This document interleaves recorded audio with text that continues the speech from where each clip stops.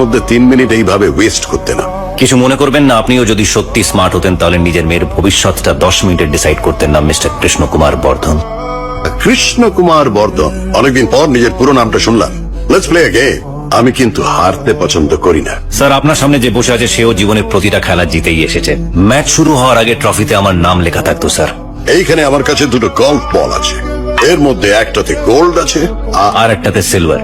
তুমি যদি এর থেকে গোল্ডটাকে সিলেক্ট করতে পারো তাহলে আমি নিজে দাঁড়িয়ে থেকে আমার মেয়ের সঙ্গে তোমার বিয়ে দেবো। আর যদি সিলভার হয়, মাই চয়েস ইজ দিস। জেতা একটা স্বভাব। আসলে কি জানেন স্যার, আপনি এতদিন যাদের সাথে খেলে এসেছেন তারা আনাড়ি ছিল। তাদের মধ্যে জেতার ইচ্ছেটা কম আর হারার ভয়টা বেশি ছিল। আর আমি হার জিতকে ভয় পাই না, কারণ আমি জানি আমি জিতলে এগোবো আর হারলে শিখবো। সাধারণত এই ফর্মুলাটা আমি কারোর সাথে শেয়ার করি না, আপনার সাথে করলাম। And my choice is this. লোকে বলে টাইম ইজ কনস্ট্যান্ট, ভুল বলে স্যার, সময় বদলায়। গোল্ড। সুতরাং আমি জিতলাম, তার মানে আপনার মেয়ে এবার আমার সাথেই থাকবে। আপনি শুধু জায়গার লগ্নটা ঠিক করে রাখবেন। By the way, thanks for the tea. Well played Aditya Mukherjee, son of Rudra Pratap Mukherjee. Krishna Kumar Bardhan, it's not just a name. আমার এই পুরো নাম ধরে শুধু একজনই ডাকলো, তোমার বাবা। কেমন আছে তোমার বাবা? আসলে পালিয়ে গেলে লাইফটা তো আর নর্মাল থাকে না। আমাদের এই ব্যবসায় বন্ধুর থেকে শত্রুকে বেশি চিনে রাখতে হয়। বলা তো যায় না কখন ছবল মেরে দেবে। 30 বছর পর বাবার হয়ে বদলা নিতে এসছো, হ্যাঁ? পুরো সিনেমার মতো। মোটিভটাও খুব স্ট্রং। মাত্র 3টে মিটিং এ আমার মেয়েকে ইমপ্রেস করে আমার সঙ্গে দেখা করতে চলে এলে। তার মানে তোমার হাতে সময় খুব কম। কদিন বাঁচবে তোমার বাবা? 6 মাস, 3 মাস, নাকি 30 দিন? আই গেস 30 দিনই হবে। বাবার শেষ ইচ্ছে পূরণ করতে এসছো, হ্যাঁ? তোমার বাবা তোমাকে কি বলেছে? আমি তাকে ঠকিয়েছি।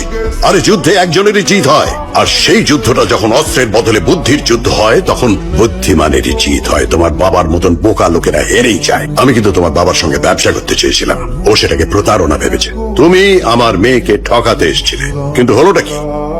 25 কোটি টাকার গিফট। বিউটিফুল। এত দামি গিফট দিলে তুমি আমার মেয়েকে, কিন্তু দুঃখটা কোথায় জানো? এই দাবার ঘুটিগুলো সব আমার সাজানো। এখানে ঘোড়া আমার, মন্ত্রী আমার, রাজাও আমার।